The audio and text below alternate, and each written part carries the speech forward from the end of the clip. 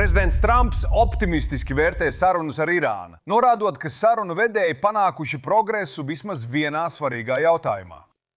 Viņiem nedrīkst būt kodolieroču. Kad jautāja par 10 galvenajiem punktiem, teicu 1., 2., 3. Tas ir tas, ka viņi nedrīkst iegūt kodolieročus, un viņiem nebūs kodolieroču. Un mēs par to runājam, un es nevēlos steigties notikumiem pa priekšu, bet viņi piekrita, ka viņiem nekad nebūs kodolieroča. Viņi to pieņēma. Viss kopš otrdienas. Trešdien Pīters Dūsē ziņo no Baltānam Ziemeļzāliena. Sveiks, Pīter, labrīt! Bill, labrīt! Tas mūs ļoti tuvina Epic Fury noslēgumam, kas tika radīts, lai novērstu Irānas kodolbumbas iegūšanu. Tagad amatpersonas piedāvā 15 punktu miera plānu, lai izbeigtu karu. Noteikti. Tas bija ļoti liels dāvinājums, kura vērtība bija milzīga naudas summa. Un es neteikšu, kas tieši tas bija, bet tā bija ļoti nozīmīga balva.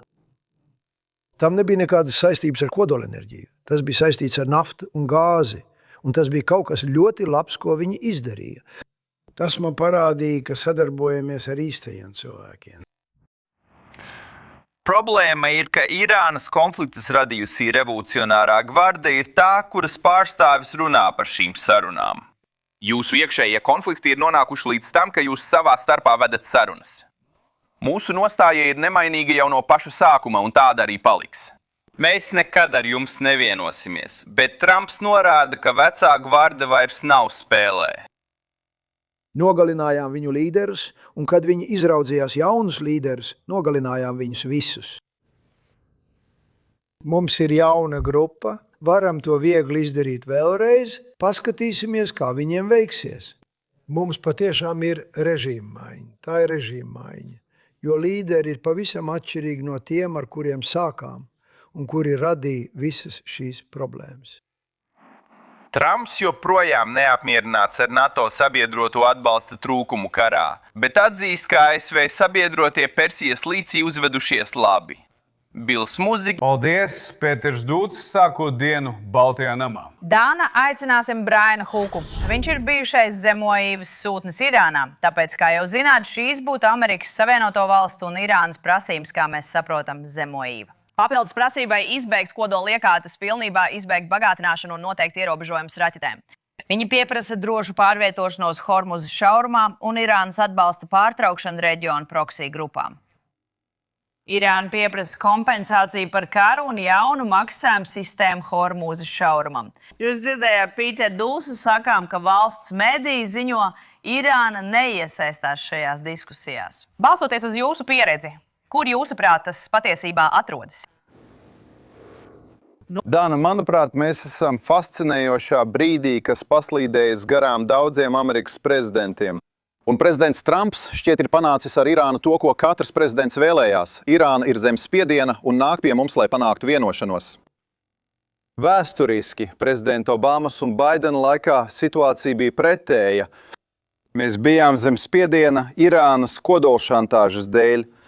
Mēs piekāpāmies šim spiedienam, un tad visā Eiropā centāmies panākt vienošanos ar Irānu, kas kļuva par kodolu vienošanos, no kuras Trumps pareizi izstājās.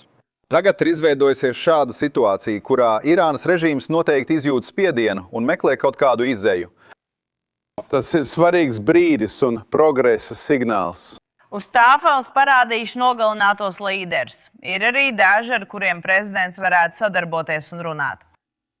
Nezinu, vai jūs pazīstat šo parlamentu prezidentu Galibu, ja es pareizi izrunāju. Vai jūs domājat, ka Amerikas Savienotās Valstis vai kāds no mūsu sabiedrotajiem Persijas līcī, kuri vēlas, lai mēs turpinātu nodrošinot, ka mēs vismaz izpildām prasības, ko prezidents Trumps izvirza attiecībā uz kodolieročiem, ar šo cilvēku varētu vienoties, vai ne, parlamenta prezidents?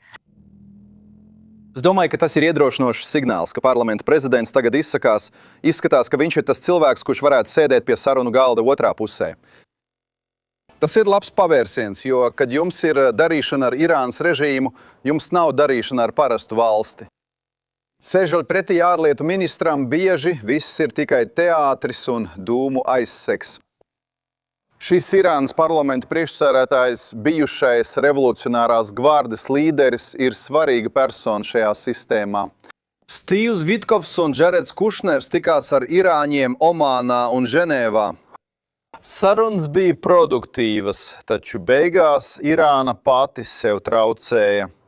Viņi pārāk daudz tirgojās un neņēma mūsu prasības nopietni.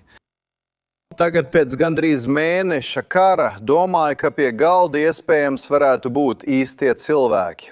Dana, kā tu parādīji, tas ir pareizais prasību kopums par kodolieročiem, raķetēm un starpniekspēkiem. Tas jāatrisina uz visiem laikiem. Saņemts jauns audio ieraksts no bijušā valsts sekretāra Tonija Blinkena. Cik saprotu, tas bija Hārvardā, vakar vēl neesmu noklausījusies. Acīm redzot, viņš pauž zinām nožēlu par darbībām, ko viņi ir veikuši vai nav veikuši. Klausīsimies, un es vēlos dzirdēt tavu reakciju. Klausies bijušo Baidena valdības valsts sekretāru. Tu turpināji Atsaukties. uz vienošanos. Kas bija? Garāks. Un stingrāk. Tieši tā, tu tur nekad nenonāci. Vai tu to žēlo, ņemot vērā to, kas notiek pasaulē?